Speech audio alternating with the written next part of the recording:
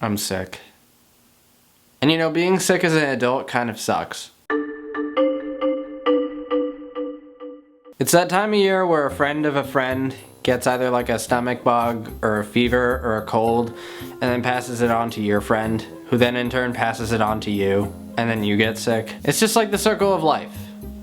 A disgusting, germ-filled circle of life. I look back on being a kid and having like a cold or a fever and having to like stay home from school, and you know, depending on the severity of your sickness, it wasn't all that bad really. First you got to sleep in while your friends and classmates were in English discussing why the hell the Phantom Tollbooth was such a weird freaking book. You got to sit and watch all the early morning cartoons you wanted until the little kid ones like Barney came on, but I usually just ended up watching those anyways, and maybe that's why many people like myself ended up loathing that damn dinosaur. Seriously, we get it, Barney. It's time to clean up. You don't have to sing that damn song every single time. Put some freaking pants on and tell Baby Bop to grow up. But then once those shows were over, then the real action started. Jerry Springer, Maury. That's where you got a little taste of just how crazy some people in this world are. It also taught you a little bit about Donald Trump's voting demographic. Zing. If you had a gaming console, that was a real time killer. I remember knocking out a few levels of GoldenEye on many a sick day.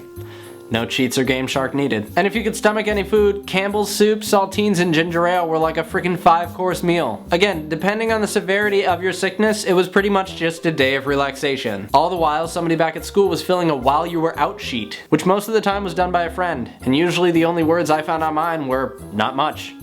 So thanks, Franco. But then when you're an adult and you get sick, the fun is kind of ripped away. Mostly because you have these things called responsibilities. I know.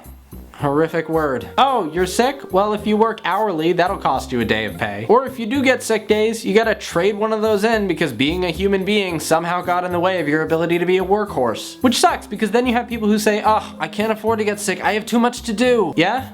Well, so do we all. But that's okay.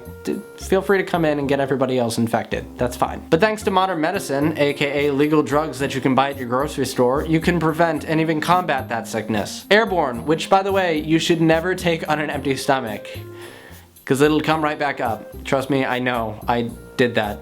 Stupidly. Dayquil, fruity flavored steroids in a bottle. NyQuil, fruity flavored steroids in a bottle. That also put you into a coma. Theraflu, which is just pretty much tea with drugs in it. If you're not into all that though, Mother Nature is there for you. Oranges, chicken noodle soup, saltines, lemon water, ginger ale. Yeah, Mother Nature's got your back with the ginger ale. By the way, who out there is a Schweppes or Canada Dry person? I'm a Canada Dry guy myself. I like to drink something that's a contradiction. I like to drink something and think, man, this liquid is really, really dry. All of those things can really help you when those pesky germs attack, just like how critics attack Zoolander 2. I'm sorry, I had to go there, but maybe it should not have existed, just like most comedy sequels. In summation, take care of yourselves. Do your best to try and stay healthy, and if you're sick, I hope you feel better. Now if you excuse me, I'm gonna go take some shots of NyQuil. I'll see you in 5 years.